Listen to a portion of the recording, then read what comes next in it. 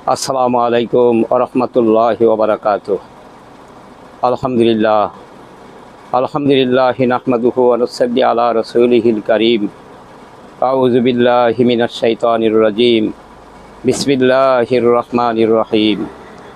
ওয়ারকাউ মা'আর রাকিঈন। ওয়াকালা রাসূলুল্লাহি সাল্লাল্লাহু আলাইহি ওয়াসাল্লাম মান দাওama আলা সালাতিল জামাতি আতাউল্লাহু খামসা খিসাল। আউয়ালুহা ইয়ারফাউ আনহু দিকুল মাঈশা ওয়া ইয়ারফাউ আনহু আযাবুল কবরি ওয়া ইউতা কিতাবুহু বিয়ামিনি ওয়া ইয়ামুররু আলা সিরাতি কাল বারকিল খাতিব ওয়া ইয়াদখুলুল জান্নাতা বিগাইরি হিসাব ইলা আখির।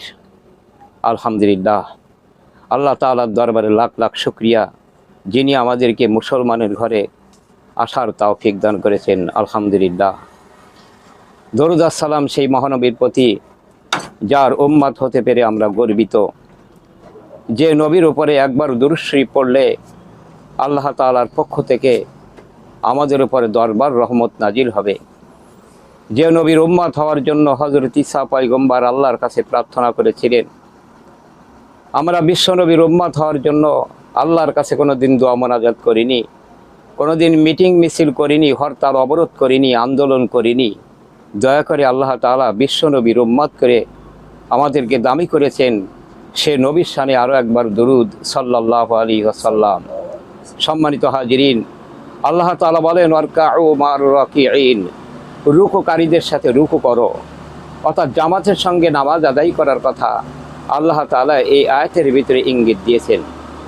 রাসূলুল্লাহ সাল্লাল্লাহু আলাইহি ওয়াসাল্লাম জামাতে নামাজ সম্পর্কে তিনি আমাদেরকে বলেন মান দাওama আলা সালাতিল জামাতি আতাউল্লাহু খামসা খিসাল। যে ব্যক্তি 5 ওয়াক্ত নামাজ জামাতের সঙ্গে আদায় করবে, আল্লাহ তাআলা তাদেরকে 5টা জিনিস দান করবেন। আল্লাহ তাআলা তার বান্দার কোনো আমলের প্রতি খুশি হয়ে এর বিনিময় যদি আল্লাহ তাআলা দেন, সেই বিনিময়টা অত্যন্ত দামি হয়। যেহেতু তিনি দেবেন, তার ভাণ্ডারে কোনো কমতি নেই। তো আল্লাহ তাআলা যে 5টা জিনিস আমাদেরকে দিবেন, তার 15 নম্বর হলো আউয়ালুহা ইয়ারফাউ আনহু দিকুল মাঈশা। দুনিয়ার জীবনে যত অভাব অনটন, রুজির কষ্ট, এর হাত থেকে আল্লাহ তাআলা তাদেরকে মুক্তি দান করবেন।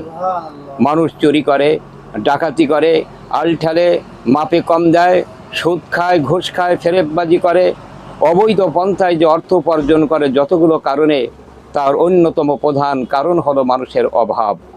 অতএব আল্লাহ তাআলা অভাব মুক্ত করে দেবেন কোনো ব্যক্তি যদি জামাতের সঙ্গে নামাজ আদায় করে। এই জন্য আমাদের উচিত 5 ওয়াক্ত নামাজ জামাতের সঙ্গে আদায় করা। এরপরে নবীজি আমাদের বলেন ওয়াইয়ারফাউ আনহু আযাবুল কবরি, 2 নম্বর তাদের জন্য কবর আযাবকে মাফ করে দেওয়া হবে। কবরে যে আযাব হয় প্রত্যেকটা মুমিন মাত্রই তারা বিশ্বাস করে। কাফেরেরা কবর সম্পর্কে সম্পূর্ণ উদাসীন।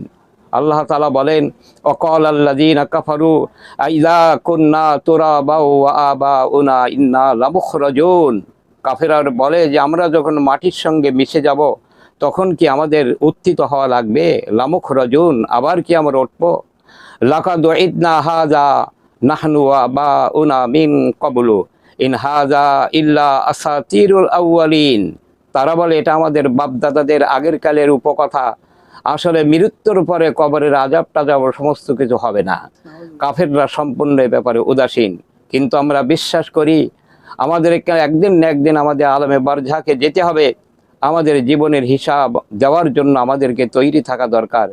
এই জন্য কবরে যে মুসিবতের সম্মুখীন আমাদের হওয়া লাগবে, আল্লাহর নবী বলেন জামাতের সঙ্গে নামাজ আদায় করার কারণে আল্লাহ তাআলা কবরের মুসিবত থেকে তাদেরকে পরিত্রাণ দেবেন।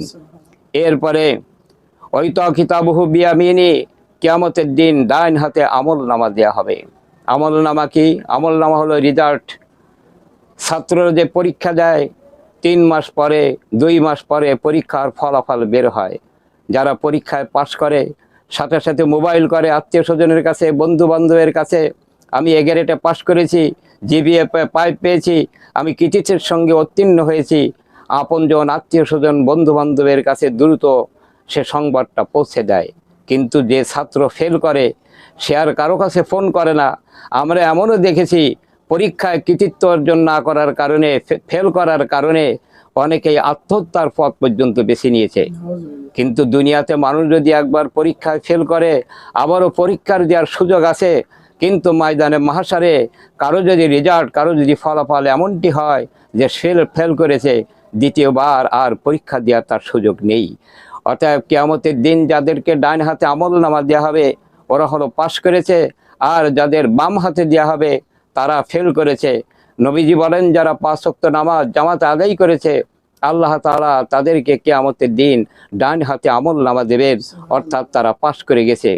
ওয়ায়ামুরু আলা সিরাতি কাল বারকিল খতিব, 4র্থ নম্বরে বিদ্যুৎ বেগে সে পুলসরাত পার হয়ে যাবে। আমরা জানি বিদ্যুতের গতি সেকেন্ডে 1,86,000 মাইল, আর ফুলসরাতের দূরত্ব হলো 30,000 বছরের পথ। 10,000 বছর ঠিক নিচের থেকে উপরের দিকে উঠে গেছে, 10,000 বছরের পথ সমতল চলে গেছে, আর 10,000 বছরের পথ নিচের দিকে নেমে এসছে। এই হলো 30,000 বছরের রাস্তা ফুলসরাত। এই ফুলসরাতটা খুব মোটা তাজা হবে না, কলকাতার হাওড়ার ব্রিজের মতন এরকম চওড়া হবে না, চুলের চাইতে চিকন, হিরকের চাইতে ধারালো, কালালিপ নাম করে একরম চুম্বকের অস্ত্র থাকবে। কোনো নাফরমান, বেঈমান, বেনামাজি, আল্লাহ তাআলার দুশমন এই ফুলসরাতের পারে ওঠার সঙ্গে সঙ্গে সেই পাথর দ্বারা দ্বিখণ্ডিত হয়ে জাহান্নামের তলদেশে পৌঁছে যাবে। তো আল্লাহর নবী বলেন যারা 5 ওয়াক্ত নামাজ যথারীতি জামাতের সঙ্গে আদায় করবে আল্লাহ তাআলা কিয়ামতের দিন তাকে ফুলসরাতটাকে বিদ্যুৎ বেগে পার হয়ে যাওয়ার সুযোগ আল্লাহ তাআলা তাদেরকে দান করে দেবেন। কারণ বিদ্যুৎ বেগে যদি কোনো ব্যক্তি চলতে থাকে, বিদ্যুতের গতিবেগ সেকেন্ডে 1,86,000 মাইল, তাহলে সহজেই বোঝা যাচ্ছে 30,000 বছরের রাস্তা তাদের কাছে কোনো ব্যাপারই না। অতএব আমাদের 5 ওয়াক্ত নামাজ জামাত আদায় করার দরকার। 5 নম্বরে যে জিনিসটা আল্লাহ তাআলা আমাদেরকে দেবেন, ওয়ায়াদখুলুল জান্নাতা বিগাইরি হিসাব, বিনা হিসাবে আল্লাহ পাক তাদেরকে জান্নাতে প্রবেশের সুযোগ দান করবেন। এই হাদিসের শেষ অংশে বলা হয়েছে যারা ইচ্ছা করে জামাত ত্যাগ করবে, একাকী নামাজ আদায় করবে, জামাতে শরিক হবে না, তাদেরকে আল্লাহ তাআলা 9টা বিপদে গ্রেফতার করবেন। দুনিয়ায় 3টে, কবরে 3টে, আখিরাতে 3টে। দুনিয়ার 3টে, কবরে 3টে, আখিরাতে 3টে, মোট 9টা কঠিন বিপদের হাত থেকে বাঁচার জন্য আর এই 5টা পুরস্কার পাওয়ার জন্য আমাদের সকলেরই উচিত 5 ওয়াক্ত নামাজ যথারীতি জামাতের সঙ্গে আদায় করা। আল্লাহ পাক আমাদের সকলকে সেই তৌফিক দান করুন। আমা তৌফিকি ইল্লা বিল্লাহ। আসসালামু আলাইকুম ওয়া রাহমাতুল্লাহ।